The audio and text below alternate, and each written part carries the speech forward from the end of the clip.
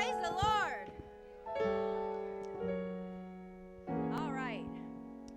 First of all, I do want to say that I'm very thankful for the leadership that we have here at Norfolk Apostolic Church. We have a great team. Amen.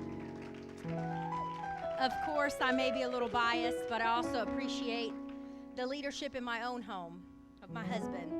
He leads us and makes sure that we're here every time those doors are open and encourages us, my whole family, to walk with the Lord. And I appreciate my husband tonight. All right, so let's talk about something here. If we could go to 1 Samuel chapter 17, verses 33 and 37. And it's on here on the screen. It says, "And Saul said to David, Thou art not able to go against this Philistine to fight with him, for thou art but a youth, and he is a man of war from his youth. And David said unto Saul, Thy servant kept his father's sheep, and there came a lion and a bear, and took a lamb out of the flock. And I went out after him, and smote him, and delivered it out of his mouth. And when he rose against me, I caught him by his beard, and smote him, and slew him. Thy servant slew both the lion and the bear, and this uncircumcised Philistine shall be as one of them, seeing he hath defiled the armies of the living God. David said, Moreover, the Lord that delivered me out of the paw of the lion, and out of the paw of the bear, he will deliver me out of the hand of the Philistine. And Saul said unto David, Go, and the Lord be with thee." Thank you, guys. You may be seated.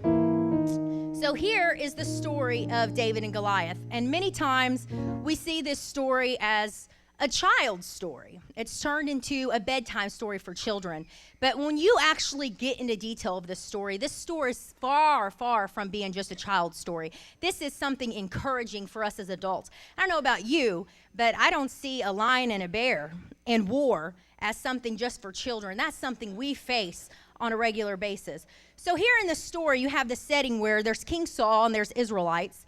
They're facing the Philistines, and they're ready for war. So Goliath, this giant, believed to be anywhere between 9 and 13 foot tall, he came out of this tent for 40 days and did nothing but mocked the children of God, constantly taunted them. So David, just a young teenager, happened to be bringing food to his brothers. He was not a soldier. He was just a shepherd running errands. He was being a servant. But God had orchestrated his steps to be in the right place at the right time.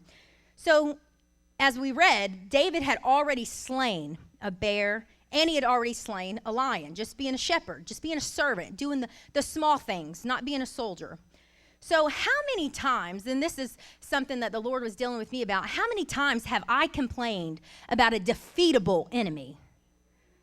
The lion and the bear were always defeatable because David had God on his side, but yet many times we have circumstances and trials that come our way, and we want to mope and say, the struggle is real. You know what? God is real, and God can take care of every single one of those. Don't complain about a defeatable enemy. It won't be the end. Instead, use that enemy to be victorious and to grow, and use it as a stepping stone to your next victory. That's what David did.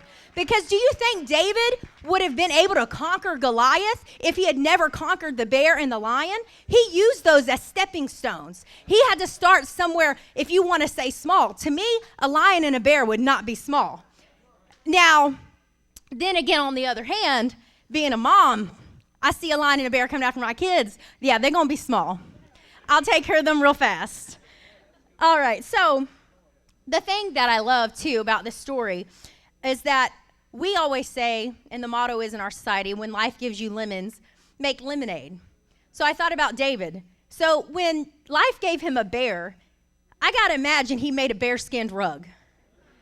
And when life gave him a lion, I can only see that he took that lion and mounted it on his wall. So David didn't have any professional training, no military training. He didn't take martial arts and to be victorious.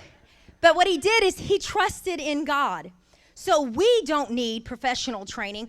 You don't have to go to Bible college to fall in love with Jesus, to fall in love with his word, to fast, to pray, to be able to defeat the enemies in your life. You don't need professional training. But the thing is with an enemy is you don't mess around when you're defeating an enemy. When you knock him down, and it's believed that when David had, slung this rock and hit Goliath and he fell down, that doesn't mean he died instantly. Chances are he was unconscious. So what David did is he walks over and he takes the sword of Goliath and he cuts his head off. Because if he wouldn't have finished him off and cut his head off, guess what? Goliath would have got back up. So when you have an enemy in your life, what you have to do is not just knock him down, but you need to defeat him. Kill him. Don't let him get back up. So we learn to defeat the enemy in the small things. So the next time you have something that comes your way, use that as a stepping stone to grow and to get to your next victory. And also, too, another thing I think is cool is this is something I've just been reading about, and let's try to get this whole hour message in a 5 spot, is what happened to the sword that David used. It's amazing. So somewhere between the time of David and Goliath and where David was, where he was being chased by King Saul, and King Saul was about to murder him. So let's look here at 1 Samuel chapter 21, verses 8 and 9. It says, And David said unto Ahimelech, And is there not here under thine hand spear or sword? For I have neither brought my sword or nor my weapons with me, because the king's business required haste. And the priest said, The sword of Goliath, the Philistine, who thou slewest in the valley of Elah. Behold, it was here, and it's wrapped up in a cloth behind the ephod. If thou wilt take that, take it, for there is none other save that here. And David said, There is none like that. Give it to me. See, David took his victory and he stored it in the house of God. He took his victory and he stored it with the priest, so that whenever life came back at him and he was in a dangerous situation where King Saul was wanting to kill him, he found his strength in his victory that he had placed in the house of the Lord.